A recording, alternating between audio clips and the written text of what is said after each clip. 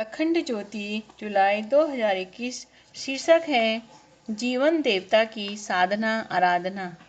मनुष्य जीवन प्रत्यक्ष कल्प वृक्ष है, जिसे व्यक्ति जो चाहे वह फल पा सकता है।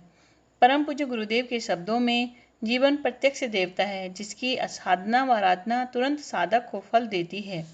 ईश्वर की आराधना का फल कब मिले कुछ पता नहीं सकते, लेकिन आत्म देवता तुरंत फलित होते हैं।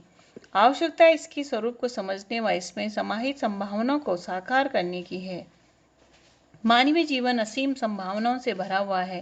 शास्त्रों में ऋषियों ने बारंबार व स्पष्ट रूप से कहा है कि व्यक्ति में वे सारी संभावनाएं बीज रूप में विद्यमान है, जो स्वयं परमात्मा में है। ईश्वर अंश जीव अविनाशी के रूप में, ईश्वर की राजकुमार के रूप में मनुष्य ईश्वर की सबसे अनुपम प्रतिकृति है। यदि वह चाहे तो ईश्वर प्रदत्त अंतर्निहित क्षमताओं को जागृत करते हुए उनको साकार कर सकता है और अद्भुत कार्य कर सकता है। इसी आधार पर मानव जीवन को सर्वश्रेष्ठ कहा गया है। इसके लिए कुछ भी असंभव नहीं। अपने तप एवं पुरुषार्थ के आधार पर स्वर्ग का राज्य भी उसके लिए जरा सा भी दूर नहीं रह जाता। इसके लिए ईश्वर ने मनुष्य को सकल संभावनाओं के साथ युक्त किया है। मनुष्य को शरीर, समय एवं मनोयोग के रूप में ऐसे प्राकृतिक उपकरण एवं साधन उपलब्ध हैं, जिनका सही नियोजन करते हुए वह मनचाही उपलब्धि को प्राप्त कर सकता है। इसके साथ कल्पना, इच्छा, विचार, भाव एवं अंतर प्रज्ञा जैसी शक्तियाँ एवं विशेषताएं उसको विशिष्ट बनाती है, जिनका नियोजन करते हुए वह अपनी इच्छित सृष्टि का सृजन कर सकता है। आवश्यकता मानव जीवन की गरिमा के बोध की है तथा तदनुरूप जीवन लक्ष्य की निर्धारण एवं इस ओर बढ़ने की है। प्रायः व्यक्ति ऐसी व्यवस्था न हो पाने के कारण पशुवत जीवन जीते देखा जाता है, और यदि वह अपना स्वार्थ एवं अहम का दायरा और भी संकीर्ण एवं क्षुद्र हुआ तो उसे असुर और नर पिशाच जैसे घृणित जीवन तक जीते देखा जाता है, जिसमें ना तो व्यक्ति स्वयं चैन से रह पाता है और ना ही दूसरों को चैन से जीने देता है।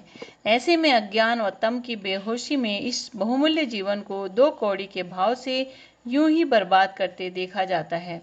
इस त्रासदी के बाहर आने के लिए उस सूझ एवं साहस की आवश्यकता होती है, जो ढर्रे पर जीवन के बजाय मानवीय गरिमा के अनुरूप जीवन लक्ष्य को निश्चित करने की पहल कर सके।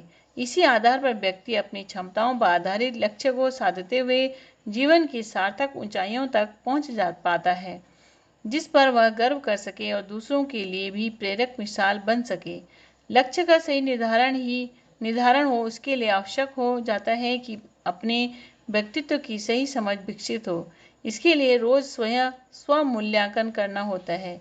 परम पूज्य गुरुदेव इसे आत्मबोध एवं तत्वबोध की साधना कहा करते थे, जिसमें अपने वास्तविक स्वरूप के बोध से लेकर दैनिक कर्तव्य कर्मों को पूरा करते हुए अपनी समीक्षा के साथ संसार समाज के सार सबक को ग्रहण करते हुए मानवीय गरिमा के अनुकूल जीवन जिया जाता है और जीवन में आगे बढ़ने का मार्ग प्रशस्त होता है। इसके साथ ही वह जीवन दृष्टि विकसित होती है, जो एक स्वस्थ एवं प्रभावी जीवन शैली के रूप में मूर्त हो, जो व्यक्ति के आहार विहार, व्यवहार एवं विचार के साथ मिलकर बनती है। दिन भर इनका लेखा जोखा रखना होता है। इसके लिए 24 घंटों का हिसाब किताब की रखना पड़ता है कि कैसे इनका सही नियोजन किया गया। खान पान से लेकर दिन भर का संग साथ और भाव चिंतन कैसा रहा, इस पर सजग दृष्टि रखनी पड़ती है। साथ ही दूसरों के साथ वाणी एवं व्यवहार की स्थिति कैसी रही, इसका भी आकलन हमेशा ही करते रहना पड़ता है।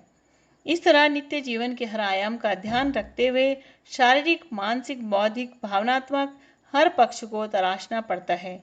जीवन की चुनौतियों का धैर्य एवं साहस के साथ सामना करते हुए इसमें उत्कर्ष की सीढ़ी बनाया जाता है और व्यक्तिगत एवं सामाजिक जीवन में सफलता की मंजिलों को भी तय किया जाता है।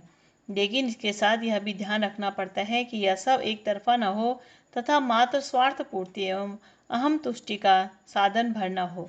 जीवन को पूर्णता के लिए, इसके संतुलित विकास के लिए इसमें पारमार्थिक भाव का जुड़ना आवश्यक हो जाता है, जो आध्यात्मिक आयाम के साथ जुड़ने पर ही सरल, सहज एवं संभव होता है। तभी जीवन की पूरी संभावनाएं साकार होने की दिशा में सार्थक कदम बढ़ पाते हैं और जीवन में बाहरी उपलब्धियों के साथ आंतरिक शांति, संतोष का संगम हो पाता है। इस तरह जीवन देवता एक तरह से कामधेनु, कल्पवृक्ष एवं पारस सरिका सिद्ध होता है, जिसकी साधना एवं आराधना प्रत्यक्ष फल प्रदान करने वाली होती है। लेकिन इसका विधि विधान ईश्वर को खुश करने के लिए अपनाए गए कोरे कर्म कांड से भिन्न होता है, जहाँ मात्र चिन्ह पूजा के साथ भगवान को रिझाने के प्रयास चल रहे होते हैं और इनका प्रतिफल पूरी तरह से भगवान की कृपा पर निर्भर होता है। जबकि जीवन देवता के साथ कुछ प्रत्यक्ष होता है, लेकिन इसके लिए 24 घंटे दिन के हर पल सजग सचेत रहकर जीवन साधना में निमग्न रहना पड़ता है। इसमें किसी शॉर्टकट की गुंजाइश नहीं रहती। यह जीवन साधना के राजमार्ग पर व्यक्तित्व के हर पहलू को परिष्कृत करते हुए मंजिल की ओर बढ़ना होता है, जिसका हर पड़ाव लक्ष्य सिद्धि के आश्वासन के साथ साधक को आगे बढ़ने के लिए प्रेरित कर रहा होता है। शिक्षाप्रद प्रसंग। महाराज कृष्णदेव राय तेनालीराम की बुद्धि की परीक्षा लेने के लिए समय समय पर उनसे बेतुके सवाल किया करते थे। एक दिन उन्होंने तेनालीराम से पूछा, यह बताओ कि हमारे राज्य में कबूतरों की कुल संख्या कितनी है? सही संख्या जानने के लिए हम तुम्हें 1 सप्ताह का समय देते हैं। यदि तुम गणना नहीं कर पाए तो तुम्हारा सिर कलम कर दिया जाएगा।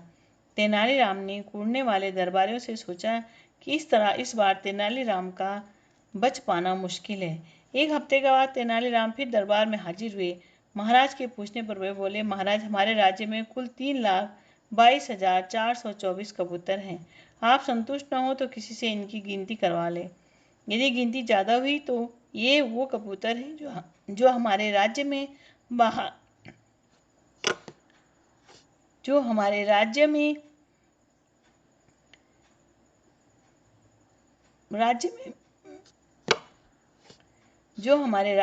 मेहमान बनकर आए हैं, और कम हुई तो उन कबूतरों के कारण जो दूसरे राज्य में मेहमान बनकर गए हैं।